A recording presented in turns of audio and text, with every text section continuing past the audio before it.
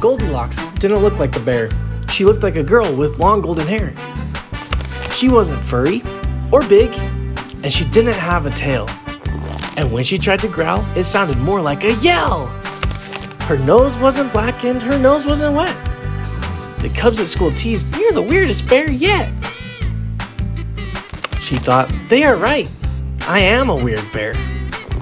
She looked in the mirror and she stared at her hair. Then feeling determined, she thought as she shrugged, I like who I am. I refuse to be bugged. I'll prove that I'm tough and I'll prove that I'm strong. I'll prove I'm a bear and I'm where I belong. When she got home that day, Mama Bear hugged her so tight, and that special kind of hug that only bears can get right. Then Mama pulled out a pot and a bowl and a spoon and said, I'm making some porridge. It should be done soon. Goldilocks watched as Mama warmed up her pot, then said, I know Papa likes his porridge sweltering hot. Could you make mine the same temperature too? I'm a bear just like him, so I like burning stew.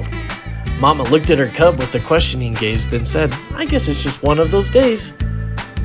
So she turned up the heat and then poured her a bowl. Goldilocks took a big bite and it burned straight to her soul. Oh no, that's too hot. I can't feel my tongue. I can't be like Papa. I guess I was wrong. With the minor setback, Goldilocks went to the den where Papa was reading. He said, Goldie, come in. Goldilocks sighed, my porridge was too hot. I wanted to be like you, but I guess that I'm not. Then Papa Bear pulled her in and wrapped her so tight in that warm kind of hug that only bears can get right. He said, come sit down and tell me some more. Then he leaned back in his chair with two legs on the floor. As they talked, Goldilocks tried to lean back like her dad. She was wobbly at first, but soon she wasn't so bad. Just then it went crack, and she fell on the floor. She bumped her elbow and leg. She was going to be sore. Papa Bear jumped up. Oh no, are you hurt? She tried to hold back tears while she wiped off the dirt. Mama Bear came running to see what was wrong. Goldilocks didn't feel very tough, brave, or strong. She ran to her room and jumped in her bed. Then she hid with the covers pulled over her head.